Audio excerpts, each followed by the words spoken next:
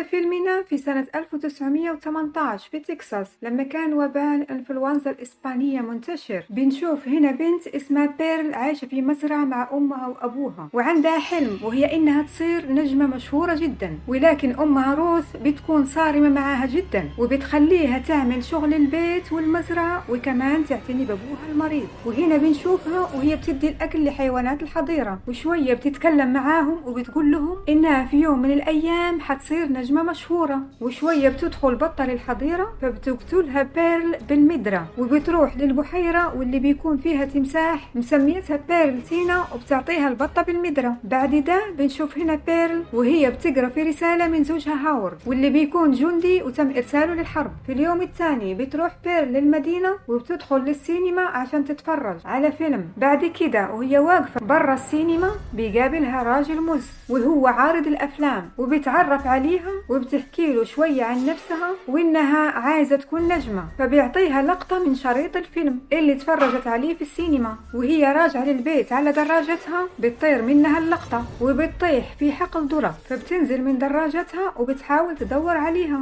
بتلاقي في وسط الحقل فزاعة فبتنزلها، فبتتخيل الفزاعة إنها عارض الأفلام وبتبدأ ترقص معاها، وشوية بتصرخ عليها. بعد ده بترجع للبيت ووقت العشاء بتسألها أمها وين رحتي؟ بتقول لها إنها راحت تشتري حلاوة وكده، فبتمنعها من الأكل وبتقول لها الحلاوة اللي أكلتيها هي عشاكي. في اليوم الثاني بتزورهم بنت عمة بيرل ميتزي وأمها وجايبين معاهم خنزير وبيهدوه لروث، ولكن هي بترفض تاخده، فبتحطه أم ميتزي عند عتبة الباب. أما ميتزي بتروح تتكلم مع بيرل وبتقول لها إنه في مسابقة هيختاروا فيها راقصات وحتكون في الكنيسة الجمعة الجاية. بتشوف بيرل إنه دي فرصتها، فبيتفقوا هما الاثنين إنهم هيروحوا مع بعض. بالليل بتلبس بيرل فستان وبتتسلل برا البيت وبتروح عند عارض الأفلام بتجلس معاه شوية وبيوريها فيلم لسه ما تعرض في السينما. بعدها بتقول له إنها حتشارك في مسابقة للراقصات حتكون في الكنيسة، فبيفرح لها هو وبيشجعها. بعد ده بترجع بيرل للبيت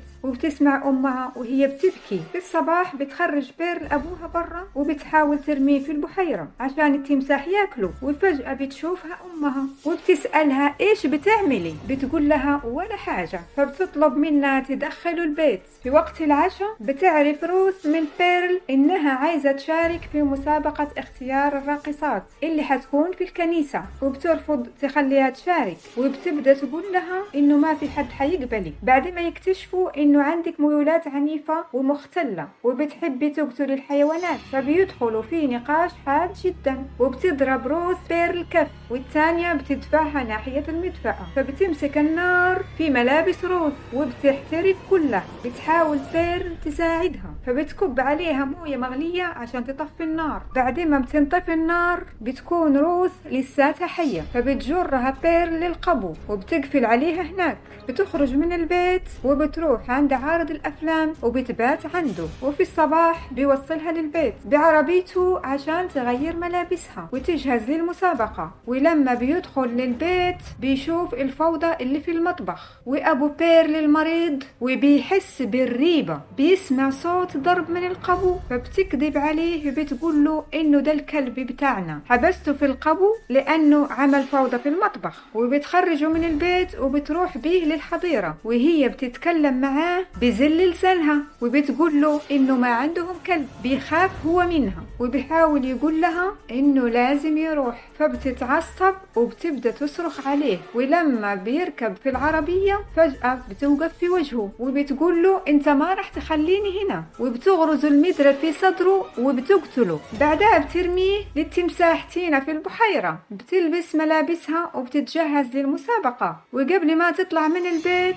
بتقتل أبوها وبتغطي وجهه. بتوصل على المسابقة وبتلتقي بميتزي بجدور بيرل وبتبدأ ترقص وبتتخيل نفسها بترقص مع الجنود. بعد ما بتنتهي رقصتها بيرفضوها الحكام، فبتتصدم هي وبتسألهم عن السبب. بيقولوا لها إنهم عايزين واحدة تكون أصغر في السن وأحلى وشعرها أشقر. فبتبدأ بيرل تصرخ وتقول لهم أرجوكم أنا نجمة. وبتشوف أمها وهي جالسة بين الحكام ووجهها محروق. بيخرجوها برا وهي بتبكي. بتوقف عليها ميتزي وبتحاول بتحاول تهديها. فبيروحوا هما الاثنين لبيت بيرل، فبتشوف ميتزي الخنزير محطوط عند الباب ومدود. بيدخلوا للبيت وبيجلسوا في المطبخ. بتحاول ميتزي تواسي بيرل وبتجيب سيرة هاورد، فبتبدأ بيرل تعترف بالمصايب اللي عملتها كلها. بتتصدم ميتزي وبتخاف، فبتودعها، وقبل ما تخرج